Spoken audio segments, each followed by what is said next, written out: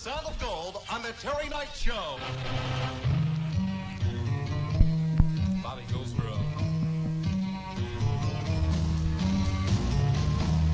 Hello and welcome. Thank you all for being here. My name's Jeff Krulik, and I've been obsessed with rock and roll history in the Washington, Maryland, Virginia area for quite some time. I grew up here and started going to concerts, of course, at the Capitol Center. But I was always curious about like what came before this, machinery, this concert industry. What we have here is a chance to meet really the founding fathers, in my opinion, of what is now a business, something that's, at least locally here. On the edge of the panel here, the what is this, left? Far left, we have somebody I'm really thrilled to have as a participant. And his name's Durwood Settles. He was a presence here. He was the main promoter in the 1960s, and I really thank you for being here, a part of this. Durwood C. Settles. Teddy Bodnar is next to him. Teddy did shows at the Elks Club on Route 50 and out in Fairfax, and worked with many, many local bands in the 1960s. Also had his own recording studio, American Star Recording in Merrifield, and so he was right there in the bringing acts, local and national, to this region.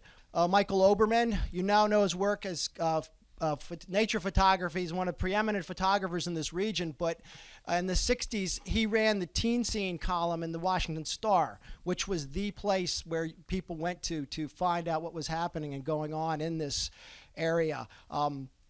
And also managed the band Claude Jones and many other, I think you even worked for Cellar Door at the beginning. So, and next to him, Mike Schreibman, still active in the business, running the Washington Area Musicians Association, WAMA. Whammy's coming up in February, and he's still active, involved. I used to go to his concerts. I'm sure many of you did too. New Era concerts and New Era Follies, among many other businesses running shows. To my left, immediate left, Bud Becker. When we first met, I spent about 8 hours with him, and we still didn't cover everything. Bud's been involved from the 60s to the present. You name it, he's been there. Domestic Sound Productions out of Falls Church, Hammerjacks. I'm sure many, many other things he can tell you about. Right now, I would like to just turn it over to them. They're all seeing each other, in some cases for the first time in years, so you're witnessing a reunion. And I think, really, Durwood, how, if you could just maybe each of you come down, start there and come down, just say a few words, maybe talk a little bit more about beyond this introduction I gave you.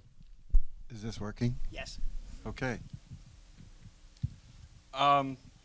First off, I'm from Arlington, Virginia, and so for being here is really kind of a pleasure, because most folks, when you go off from Arlington, you say, well, I'm from Washington, D.C., but I'm from Arlington. And so Northern Virginia is the focus of this, but we did our things in Washington as well. I got into the concert business after college in New York City. And I started in 1966 working in Central Park at the Rheingold Central Park Music Festival, where virtually every new popular act and some traditional acts were booked and played throughout the entire summer for $1 a ticket. And I did that for 2 summers before I decided to come back to Washington, to Arlington, Washington, if you will, in 1967, where I embarked on put my foot in the entrepreneurial toe, so to speak, into promoting concerts here in Washington. And so my first concert really was in 1967 at the Washington Hilton Ballroom, and it was a jazz show with Dionne Warwick and Cannonball Adderley and Oscar Brown Jr., with a name you all might know, Petey Green, as a comedian on the bill, who had just gotten out of Lorton Reformatory. And that's where I met him in 1967. And and he was a friend of mine until the day he died, one of my best friends, actually. And so starting with me is sort of late in the 60s because I promoted in the late 60s until the early 70s or early 1971, if you will. And I came to Washington with, after doing all these shows in New York, with lots of connections, the same connections these people have, but a lot of them were, face-to-face connections, handshake connections. I'd see them, coming and going every day. So I had very good access to artists, and I came just at a time when the market sort of opened up for promoters to do independent concerts because of certain factors such as, and I don't want to step on anybody's stories here, but the Felds, who did so many concerts, purchased a circus in 1966 or 67, and they then proceeded to create two circuses, which then basically occupied all their time, and they didn't do any more concerts. That they didn't really like the music and didn't And they also were known to say, we don't like the music, and therefore declined to promote these concerts. These were the Felds, who now own the circus and had Super Attractions, right? Super Attractions, they operated out of the Super Music City stores, and they operated the Carter Barron Amphitheater, and they were the first promoters in Washington, in fact in the United States, to promote the Beatles in concert. They're the ones that you see the Beatles getting off the train at Union Station, and they were greeted there, I'm sure, and escorted to their concert at then Uline Arena. And so they were truly big-time promoters for what it was at that time. I believe they did the Buddy Holly tour, the ill-fated Buddy Holly tour. I did not know that, but I'm not surprised. Yeah. Well, we can talk more Anyway, about yes, many and artists. so we can embellish any of this. I don't want to occupy it all the time. So, Teddy, go ahead. Hi, I'm Ted Bodnar. I started in the music business in 1960. I was only 16 years old. And I met Link Ray and Ray Vernon, and they had a recording studio downtown, and I started working with them. They taught me a lot about engineering, and then Ray would turn most of it over to me. And then I started promoting in 1965 at the Elks Club. And back then, you could buy acts at a price where you could actually promote and make money. It was a small venue. I think you only allowed 800 people, but we always put 1,400 in. And which this is an interesting story. No matter who I brought in, I had the association. I used to go to New York up to an agency up there every week, and I would pick. They would play me all the new stuff they have coming in, and I would try to pick far enough in advance a record that I thought was going to be a hit and then book that act. I bought the association for $500 about a month and a half or 2 months before Along Came Mary came out. When they hit my place, Along Came Mary was #1. But even with that type of thing, the actual biggest shows we ever had was some of the local groups. The Fallen Angels put so many people in the Elks Club that I had to pay to have the walls fixed downstairs because they cracked the walls. So I promoted there for 3 years, and we did it every other week for 3 years, and tickets were $2 to $5 depending on who I had. And I also promoted on the Wilson Line. I don't know how many people remember the Wilson Line. It was a boat that went from Washington D.C. to Marshall Hall, and I did a lot of R&B on there. Wilson Pickett, different things, and that was very successful too. I never had a show in either location where I lost money. I made money on every single show I ever did. But then, as he was saying, the acts became so much money. You had to have the Capitol Center to make any money, and I went off and built a recording studio and just stopped promoting. Mike, right? Hi, I'm Michael Oberman, and I guess my interest in music and writing came from originally my brother, who was a writer at the Washington Star. And when I was 16, I became a copy boy at the Star. And my brother was one of the first American journalists to interview the Beatles.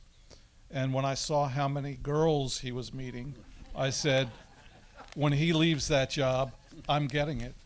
So at age 19, when I was still in journalism school at the University of Maryland, I took over the column in the Washington Star, and for 6 years did 300 interviews. Did you have to do your brother in? My brother had moved to Chicago to work for Mercury Records at the time, and over the 6-year period, I interviewed The Doors, Janis Joplin, Otis Redding, you name it. I've got a list here if anyone wants to see the 300 interviews, which my brother and I are compiling a book now because he wrote the column for 3 years and I wrote it for 6 years. So we have 500 interviews to pick from. During the time I was at the Star, I discovered hippiedom also, and the Star was a rather conservative newspaper. And I had my hair growing down my back, and I would bring my German Shepherd into work with me. And eventually I started managing artists while I was still at the Star. And one of the acts, Claude Jones, we had a farm between Warrenton and Culpeper, and they were kind of darlings, kind of the hippie darlings of the Washington scene. And I've got a funny story. David Bowie spent his first night in the United States in 1971 at my mother's house in Silver Spring, Maryland. And we went to the airport. My brother was working with Bowie at the time, and I was writing this column, and we went to pick him up at Dulles Airport. We waited 4 hours because he had been in a full-length purple gown on the plane, so customs really wanted to do the twice over on him. We took him, my parents, my brother, and I took David Bowie. He had never set foot in the United States before, to Emerson's Steakhouse in Silver Spring, where the waitress promptly put us in a booth with curtains and closed the curtains on us. Later that night, I lived in Tacoma Park. Bowie came back from my parents' house to my place in Tacoma Park, and I was managing 2 acts, Claude Jones and Sky Cobb. And Sky Cobb was at my house having, well, there are former policemen here. Are there any current policemen here? They were having a bong contest. And David Bowie had never seen a bong in his life. And these guys from Sky Cobb, who considered themselves kind of like the band, hippie band, and looked at this British guy with long hair and the clothes he was wearing, and they didn't say a word to him. To this day, Marcus Cuff, who was a preeminent photographer on the West Coast and was the drummer in Sky Cobb and then went on to be the drummer in Emmylou Harris's Angel Band, and he and I are friends through photography now. To this day, he says, I can't believe we spent the evening with David Bowie and didn't say a word to him. I'll pass the mic now to my friend Mike Schreibman. Is he here? Well, I started working in entertainment when I was still in high school. I had a friend who was a folk singer, and I started helping him get work. And after I got out of high school, we got him dates up and down the East Coast. And from there, I worked at some clubs, and then I started promoting shows in '68. After having worked at the Ambassador Theater, which was Washington's rock theater. And my first show was at Meriwether Post with Country Joe and the Fish and Iron Butterfly. And we did quite well on that show, and I was encouraged to continue in the business. But my next show was a big flop.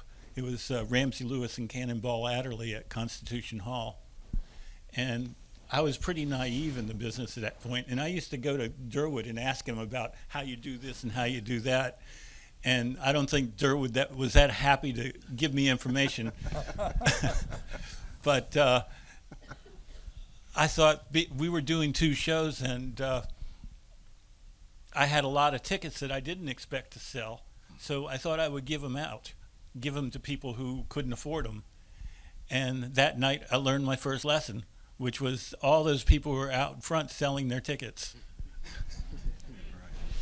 And then I continued on in the business, working in other clubs and then promoting concerts till just about the present day. Beer, bud. Am I here? Wow.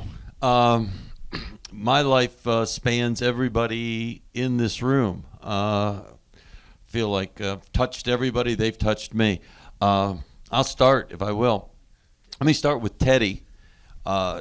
came down in the Army. I was a Fort Myers person, and landed here in the end of 64, start of 65, and had a little AM radio, and used to tune in J.A. the DJ. It was on Weem, and that's how I first heard about the Elks Lodge shows. And I really didn't know Teddy at that time. We became friends, good friends. After that, he had the recording studio and so on. But the shows and Jack made a first impression on me.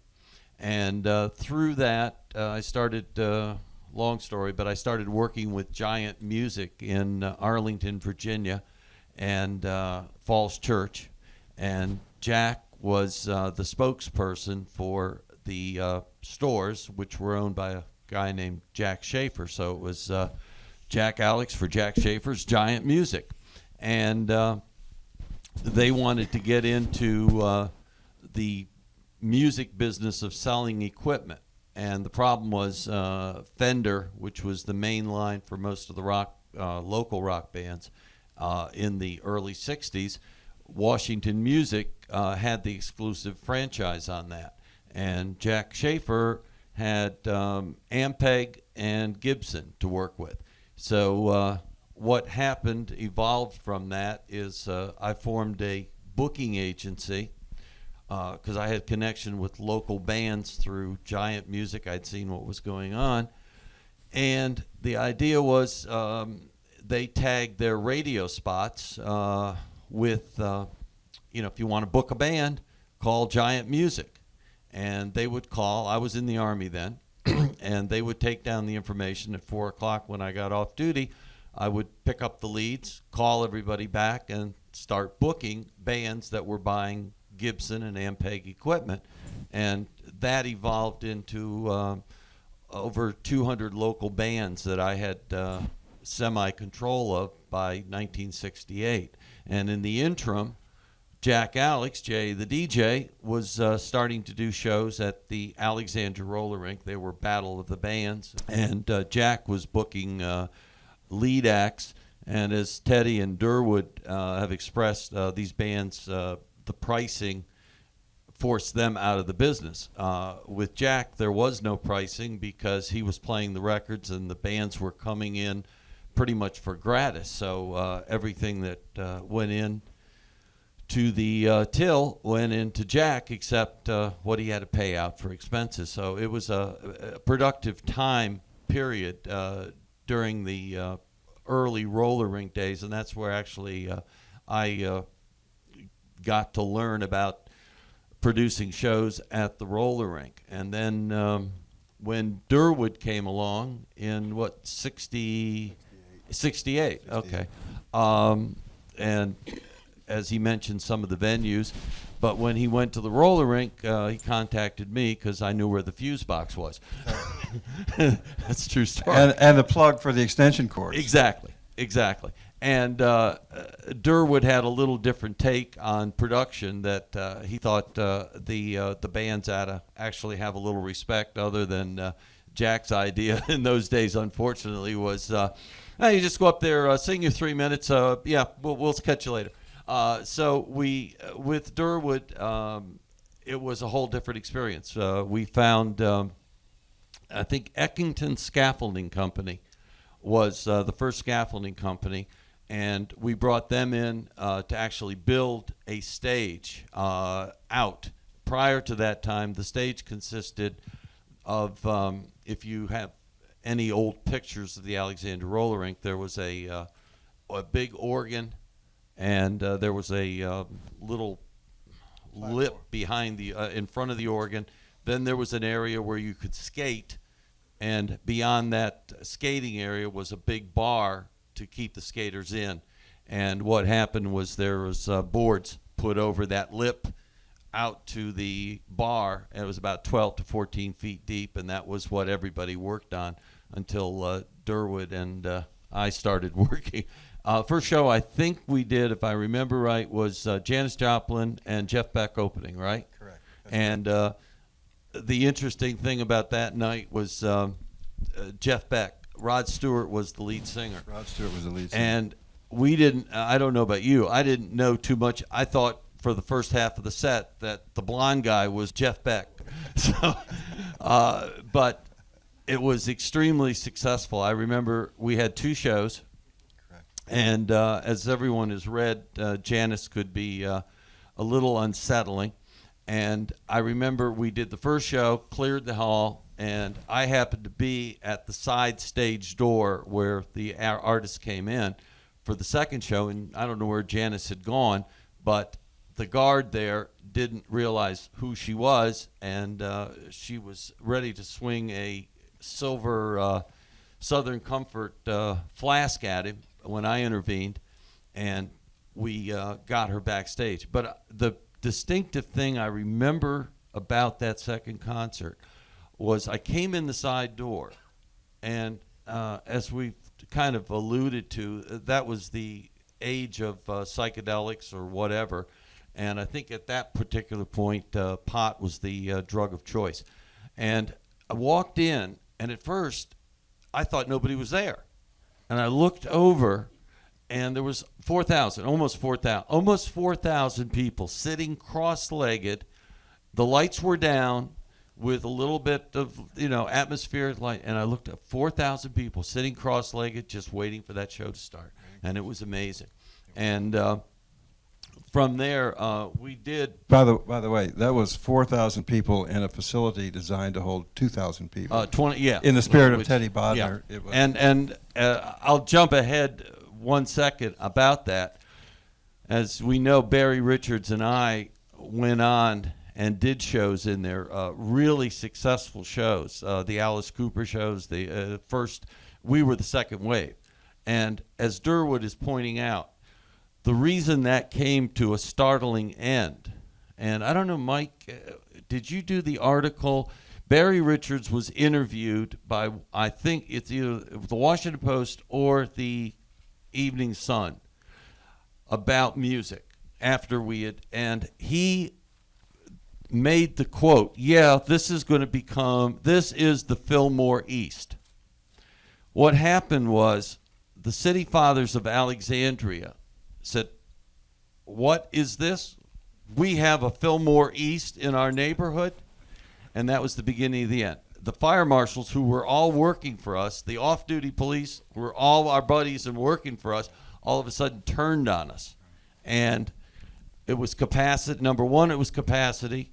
And I know we had an Alice Cooper show in there and an afternoon and evening. And fortunately, I was head of the curve. We had to close the windows down. So the lighting, because Alice had, if you've ever seen his show, there was a lot of special effects. And we covered all of the windows in the roller rink for the 3 o'clock show. And fortunately, I knew enough to get fire retardant material to cover it. But we spent 15 minutes, I remember, with fire marshals trying to close this down and trying to burn this stuff. They had cigarette lighters holding this stuff off.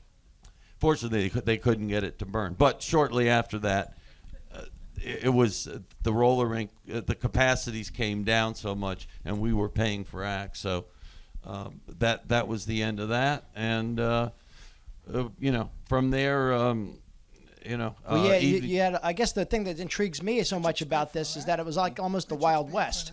I mean, there really weren't that any rules like we know today regarding the concerts. You said people trying to burn down the curtains.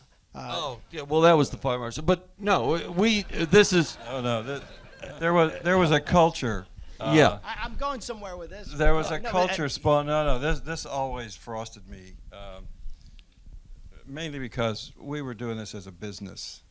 And while there's a lot of love for what you're doing it for a business. And there's a culture, and I guess it's fair to say it was spawned by the hippie culture, if you will. And I say that with great affection for anybody who fancies himself a hippie. But that the music should be free. That the music belonged to the people. And there were folks who would gather outside the venues and chant, or I don't want to say riot because it wasn't quite that bad, but they would. Wait a minute, Mike, want to differ with you on that. Well, I mean, Mike is a friend of the party here, but it was always difficult.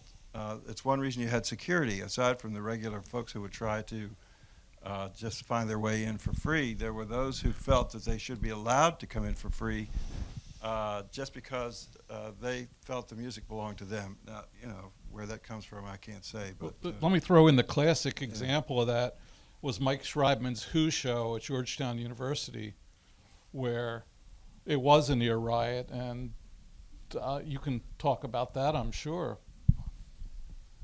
Well, memories. Well, there was an organization of people who thought the music should be free, and they went as far as to print up tickets for the show and handed them out at colleges all over the area. And that night we had at least a few hundred, maybe more, people who were there demanding to be let in for free, and it was like a battleground. And I remember at the end of the night, our ushers or volunteer security people sitting on the floor all exhausted with broken glass all around them. And it's just, that was the first experience that Sam Lahamadou, who used to be a partner in Cellar Door, had ever had with a concert. Well, all of us had probably have had riot experiences of some kind or another. And they get quite dangerous, but some they just kind of dissipate kind of on their own. But some of them, Durwood, some on the of them are other quite side of dangerous. that, on 3 occasions, I had promoters pull guns on me. Well, One of them being Dickie Klotzman, his henchman Smothers, and the other 2 will remain unnamed, but there were a lot of guns around. And if you ever went to the Bayou in the old days and thought that those guys at the door were big, if you had seen what was under their shirts, and I'm not talking about their genital areas, I think you are. I'm talking about weapons, you would have been blown away, literally. There was the peace love contingent, but there was also the war contingent, and I can tell you, because the infamous thing that happened to me in 1967 was walking back from doing a story on a group that was playing in Georgetown. I was attacked and I had a monkey wrench put through my skull. So I've got a steel plate in my head, and I had a bottle of Coke broken across my face because I had long hair. So there was the peace love contingent, but there was the war contingent. You also found that a lot of the peace love people who would come to the concerts who wanted in free could be pretty violent people themselves. Well, we were also going through kind of a change in the time period. It was a very brief period where it was peace and love, and then it was nothing but the hostilities. Well, I was lucky. At the Elks Club, I had a younger crowd. I was really like 16 to 18 was the crowd. And we had some rules that if you went outside, if you left the club, you couldn't even pay to come back in. And I remember one time we had a motorcycle gang, the Pagans, come there. They were all older. I was at the door. And I said, look, guys, I'll let you come in, but just remember, these are all kids. They came in, they walked around, they looked around, and they went back out. But my problems were on the Wilson line. And when you have problems on the Wilson line, you're out in the middle of the Potomac River. I stopped going on my own shows. I have to tell you, go ahead and finish it, and I'll supplement. I had Wilson Pickett, and they all just knew he wasn't going to show. And I'm sitting there taking money at the gate, and I hear them saying, if he doesn't show, we're going to sink this boat. Needless to say, I didn't go and think, but they were taking the fold-up chairs and tossing them overboard and stuff. I just stopped going on the boat. It scared me too bad. When I first came to Washington, after my show at the Hilton, the jazz show, if you will, and Dionne Warwick was a wonderful artist, and it was more pop than jazz, but it was kind of across the board. I was recruited to help Waxy Maxey, who had very good access to Motown artists, and one particular group that was almost impossible to get was the Temptations. You just had to know somebody, and they were as popular as the Supremes almost, and we put them into Uline Arena. So you talk about the peace love group, and you talk about the war people, then there are your hoodlums. I mean, they're there for nothing but to make a fuss. And we had 6,000 or 7,000 people in the Uline Arena for that concert, and it was a big deal. And it was in the same community that rode the Wilson line for you. And we had security guards who were not up to it, and we were told there were gunshots in the back of the hall. When the shots went off, everybody began to just depart. And they took off and they went down North Capitol Street and they busted in jewelry store windows, et cetera, et cetera. And it got reported on the national news on Huntley Brinkley the next night. So imagine it. We were not crawling out of that hole for a long time, but it was quite something. You were actually, these were just, minor setbacks, I imagine, because you still stayed in the game. But talk about, I guess I wasn't too bright.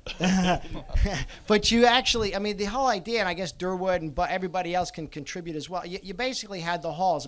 Nowadays, we know where the concerts take place and everything's pretty locked down. But back then, you had to basically shoehorn them in anywhere. Or in the case of Merriweather, I'm sure rock and roll wasn't on the agenda when they built the place, and so it just to go or the ballrooms. Jeff, I get to claim credit for putting the first popular rock and roll concert in Merriweather Post Pavilion. Mike followed me, obviously, but we put Tiny Tim and Vanilla Fudge in Merriweather Post Pavilion that was built to be the summer home for the Washington National Symphony Orchestra. And I went out there and met with the guy who was running the place, a really nice fellow, and he had ties to the Boston Symphony Orchestra. His girlfriend was Paul Whiting's daughter or something like that. And I basically told him, you guys are not going to make any money if you don't put popular music in here. And Tiny Tim was fairly benign. Tiny Tim was a guy on a ukulele. So Can you imagine a guy having the guts to book Tiny Tim? Well, it was happening. It was a happening thing. Because the follow-on was Jimi Hendrix at the Merriweather Post Pavilion, and that was a big deal. It closed in a teeming thunderstorm. The lights went out. The concert ended with the rains coming down.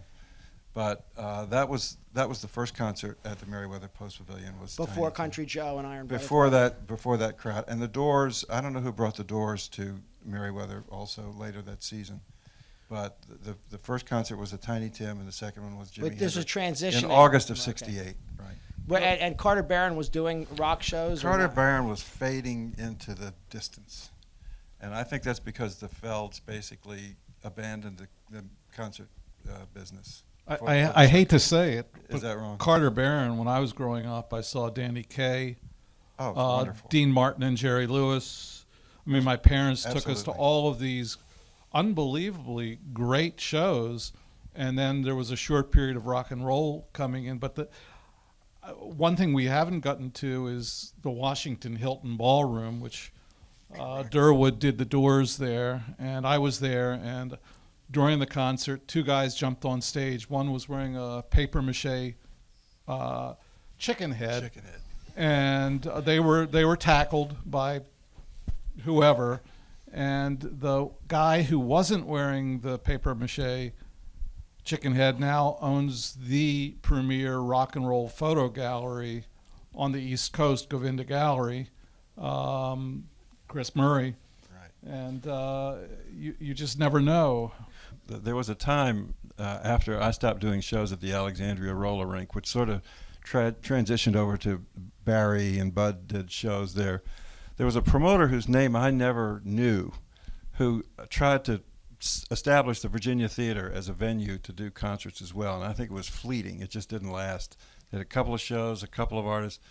If it doesn't hit, you don't keep doing it. And so I think they just packed up their bags and went back to where they came from. I don't know who they were. I think Captain Beefheart was at the Virginia Theater. Is that somebody see that? Debbie's got that. Debbie, okay. Yeah. When was that? Right. January 30th, 1971. Captain Right. Alice Cooper and Wishbone Ash on the same No. at the Virginia Theater. And that that was was you, Bud. Yeah, That was you. That Okay. was the Barry and I. Okay. That's what I said. Yeah. That's my archivist. Yeah, those were. It was a great. In fact, we've still got photos of Alice from that show, and it was a great. It was a theater. It was a proscenium theater, and it was a great place. Well, And speaking of theaters, I want to speak briefly about the one and only concert that I was able to do at what could have been the premier theater in Washington. It was Lowe's Palace on F Street and 12th and F Streets Northwest. And it was one of those classic, ornate 1930s movie theaters that had boxes on the side and very high balcony.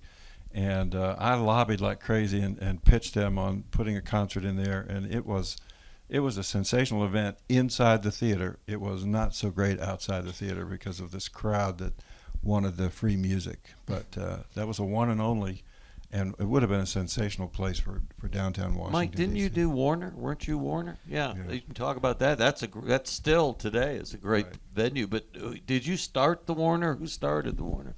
The Warner had been closed for about 4 years, and it was a movie theater that opened in the 20s. And I talked the owner into letting me lease the place, and it was right after the '68 riots, and no businesses had moved back into D.C. during that time period. So what was the year that I started? It was '76, and we got all sorts of publicity because it was the first business that moved back. And I did a lot of wonderful shows there. 4 Nights of Little Feat, Bonnie Raitt, Emmylou Harris, Steve Miller. But now the Hilton, Well- you mentioned well, that, Jeff, and I think what you're getting at is, it was at the time a scramble to find a venue where you could produce a money-making concert. Teddy makes the point, you buy a band for $500, you can make some money if you put enough people in there, and if your radio is paid for by some DJ helping you out. When you are starting to pay in the $5,000 and $10,000 range for acts, you better get a place that can put enough people in there, and they better be a big enough draw for those people to show up. And so when I came to Washington and back to Arlington from New York, it was just beginning to ratchet up. The acts that were $500 were becoming $1,500 and $2,000 and $2,500. I believe I paid Jimi Hendrix $7,500 for 2 shows, and while that was a lot of money, he complained walking out of the hall that night. He personally, as we strolled out the same secret pathway that Ronald Reagan emerged from to get shot from, he turned to me and he said, "I should have been on a percentage tonight." And so that was one of those where I said, chalk one up for the promoters, and kept on marching. It was only 6 months before that he played at the Ambassador Theater. That's exactly right, as did The Who, I believe. And The Who didn't play The there. Who didn't play the No. Ambassador, okay. They went there the night that Jimi Hendrix played. Oh, okay. Jimmy That's was right. there for 5 nights, and he got $1,500 for the 5 nights. For 5 nights. So for me, 6 months later, he got $7,500 for 2 shows on one day. And that was a flat. If he'd been on a percentage, he'd have probably doubled his money.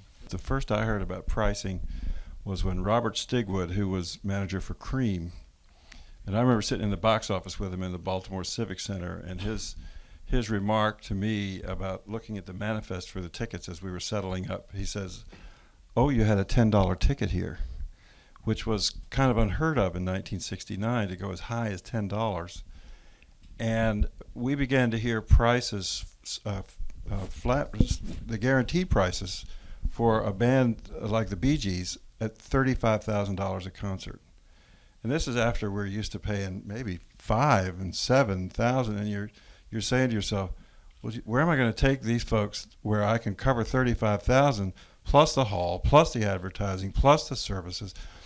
And then you have to start asking yourself, can you sell enough tickets to cover this? Now, forget about the size of the hall. Can you sell? And I didn't believe in the Bee Gees at the time, so I was kind of incredulous to hear that.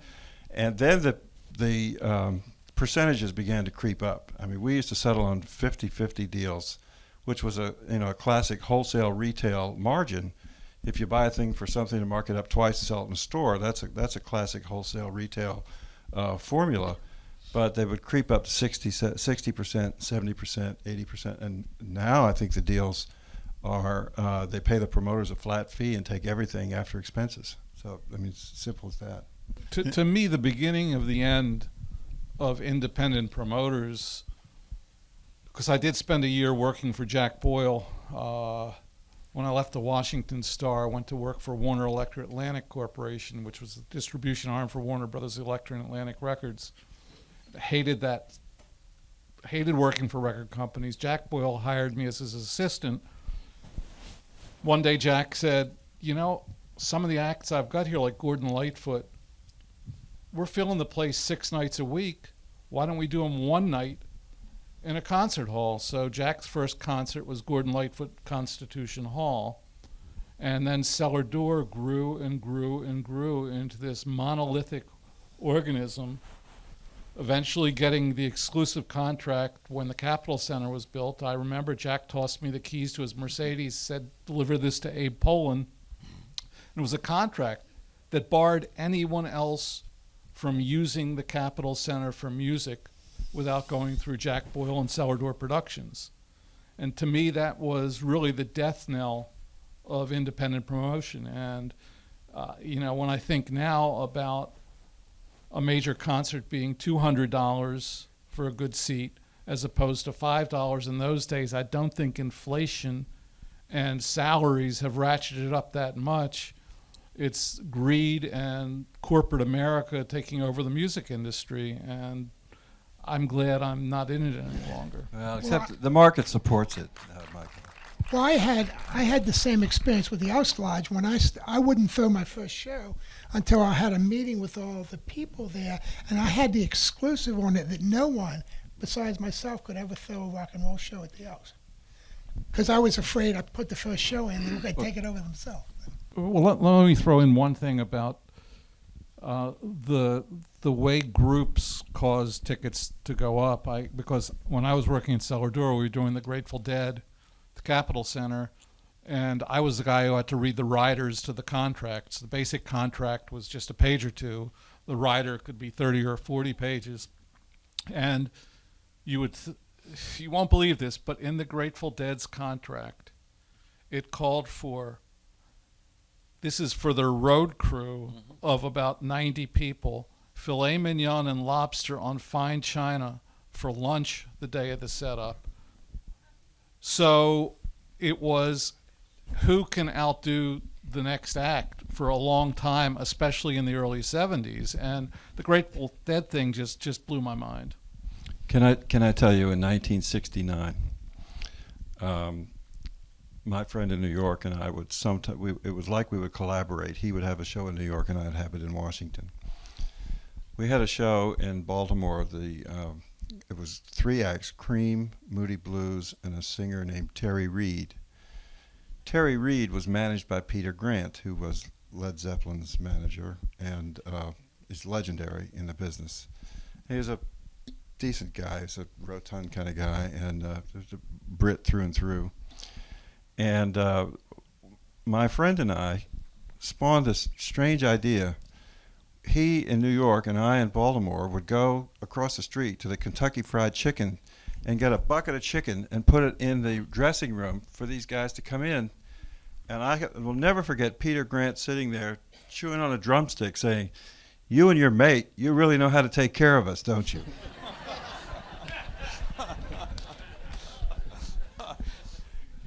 That was the early days. Yeah. That was the early days.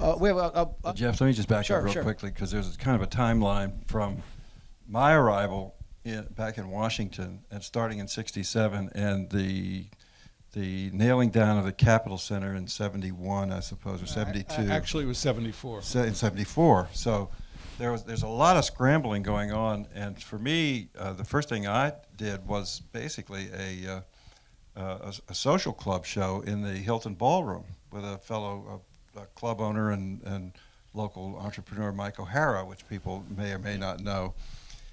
He had an organization called JAPA that was for Junior Officer Professionals Association, and they would move from club to club, and he and I collaborated on a concert at the Hilton Ballroom. So it went okay. It didn't make any money, but the Hilton people were okay with it. So hence I come in with the Doors. Okay, we'll do it.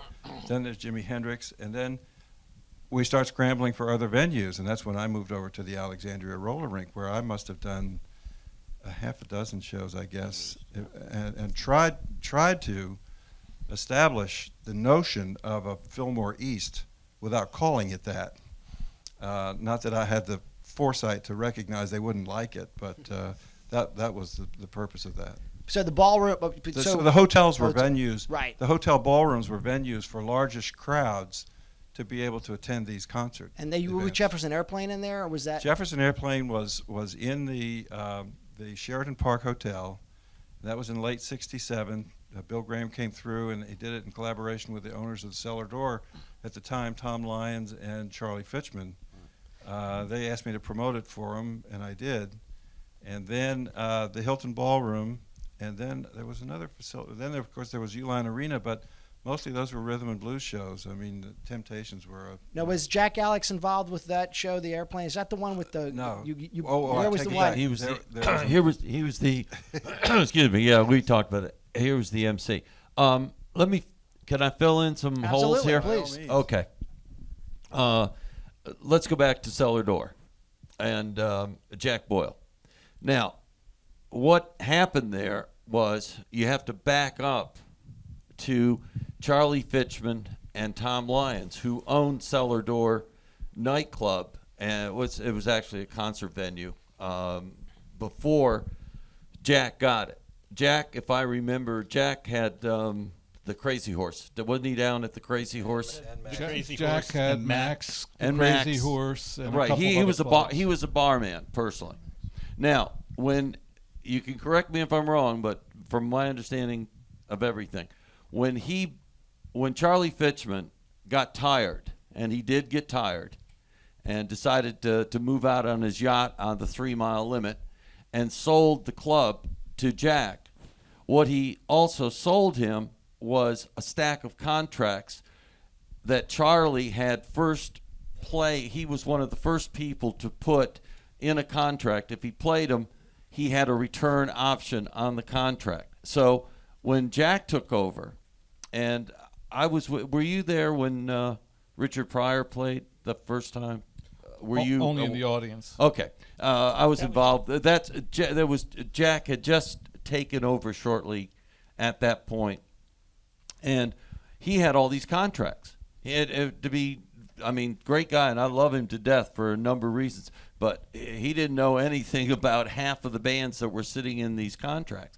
But what he had is he had return options, and you're right.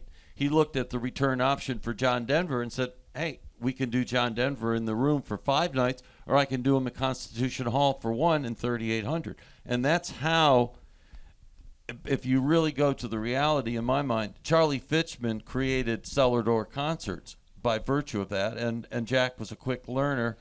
And also he tied in with, as you mentioned, the late Sam Lahamadou, which is one of the nicest, most honest people I've ever met. So it was just a growth thing. Unfortunately, it became oil and water between Jack and Sam, because I worked there when this mysterious attorney, Sam Lahamadou, I found out was a partner in the Cellar Door, brought his office in. My office was right in between Jack's and Sam's, and Jack would buzz me and say, do this, and Sam would buzz me and say, do the opposite. Sam also had the unique ability to call you at 6:30 in the morning, knowing that you had been at the club until 2 in the morning. It was craziness, but there's one funny story. When I first went to work at Cellar Door, I guess as my initiation, the bartenders were loading my drinks. So in a daze, I wandered upstairs. The offices were right above the club, and I passed out on Jack's leather couch in his beautiful brick-walled office. And I remember vomiting and remember then waking up in this vomit and saying, oh my God, who vomited here? And I went into Sam Lahamadou's office and fell asleep on his couch. Sam came in at 3 in the morning, he lived in Georgetown, to do the books. And he came into his office and I was asleep on his couch, and he shook me awake and he said, hey Mike, do you know who vomited in Jack's office? So, while Jack also just, I love Jack Boyle. I mean, Jack Boyle ended up selling Cellar Door concerts for $132 million. So you got to love a guy who started out really winning some of his clubs playing poker. Right. People never realized how smart a guy Jack was. He did his master's degree at the University of Madrid, but he liked coming off kind of as the bumpkin. I've never played gin rummy with somebody who could win every hand. Jack could. And Nissan Pavilion wouldn't be there if it wasn't for Jack Boyle.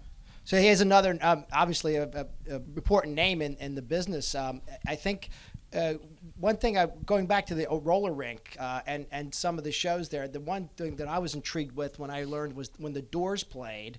It was they were on, had played earlier in the day in Annapolis at the Armory, but they were literally on a bill with, it was like, how many other local bands? It was like a battle of the bands, and then the Doors.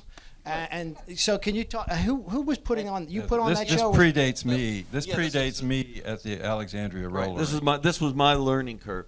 What Jack Alex would do with these battle of the bands at the Alexandria Roller Rink is put them on the floor all the way around the rink, and each band would set up.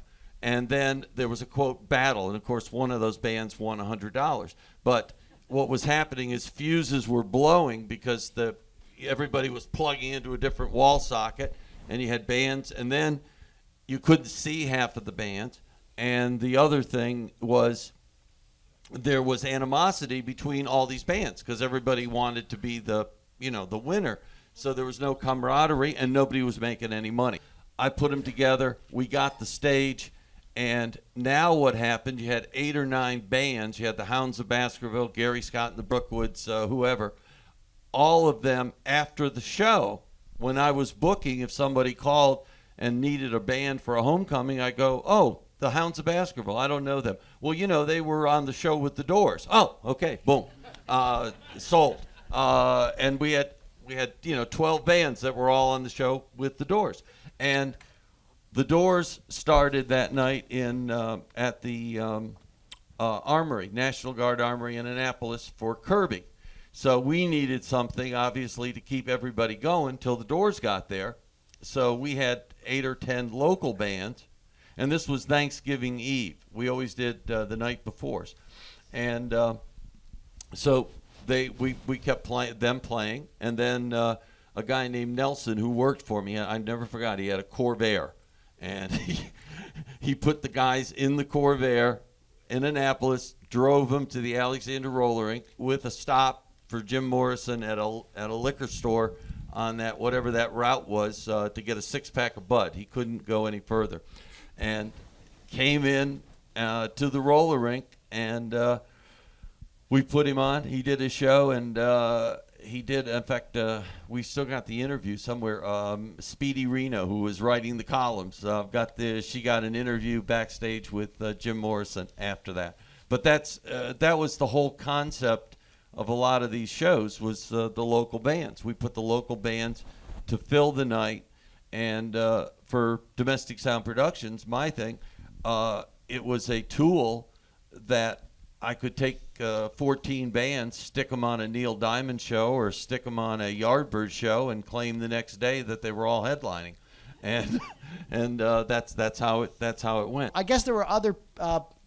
Clearly there were other promoters and other people doing this kind of thing that in this area. But I really do thank all 5 of you for being a part of this panel. I mean, I couldn't have done this. Is extraordinary to me that you were able to be here, and I can't thank you enough. I really, really appreciate it, as does the audience. And is there anything that you want to say, final words? Durwood, you really were, you were right there, and you saw all these artists. And when we had a conversation originally, you were very kind to me. But I know this is really special to have you come out and participate. Well, thank you for that. I just, it was a really interesting and pretty exciting time. And it was really, in hindsight, it was a genuine transition from little tiny baby steps of music. The promotion business, of course, exploded in the next 10 to 20 years. It just turned into as so much in the country did. I mean, we didn't even realize we were living through a pretty significant transition in American life. Not to put too big a picture on it, but radio was changing. The riots had occurred, of course, the Vietnam War protests and all that stuff.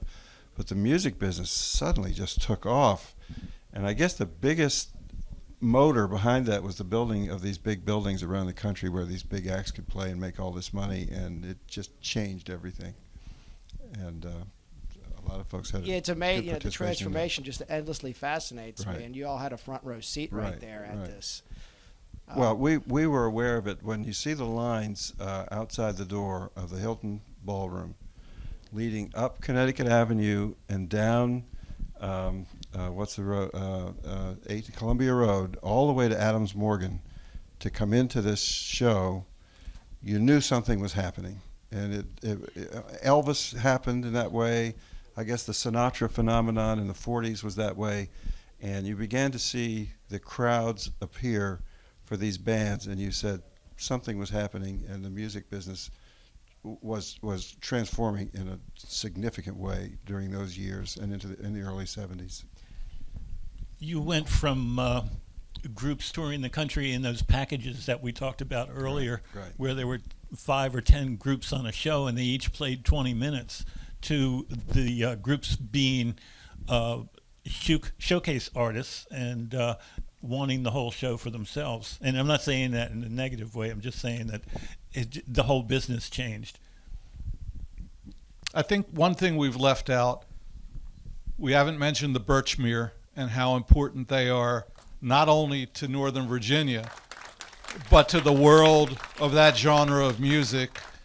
And Seth Hurwitz and IMP Productions, because when Seth started with the 930 Club and Jack Boyle didn't jump on the kind of act Seth was booking, Seth built up IMP. So there's still some promoters here in the Washington area who found a niche market, But and they've worked it very well. Seth fights for if he's got a major act, Seth has to fight to hold it into the Baltimore, Washington market against Live Nation offering him 30 cities and $5 million guarantees or whatever. He does, but living and that's in what killed the industry. Living in Columbia, Maryland, with Seth having taken over Merriweather Post Pavilion, he's revitalized the concert scene there. I think, I mean, this is really it's been a great source of oral history, which is really what I was hoping to do here. And I thank you all for being a part of this panel. And I do want to thank you all once again for being a part of this really special day. Thank you, Jeff.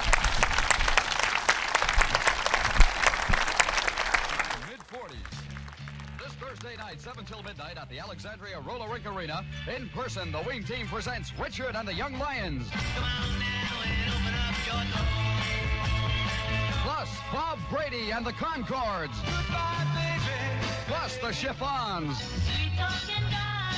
On the same show, 10 of the area's greatest bands. It's a show, it's a dance, it's 5 solid hours of top entertainment this Thursday night at the Alexandria Arena on St. Asaph Street in Alexandria. Meet Wing Team Redcoats Bob Bruton, Ralph Robinson, Russ Wheeler, and Walt the Jones Boy in person. No school in Virginia the next day, so make your plans now for the Wing Team's All-Star Show and Dance Thursday night, November 3rd at the Alexandria Arena, St. Asaph Street in Alexandria, 7 till midnight.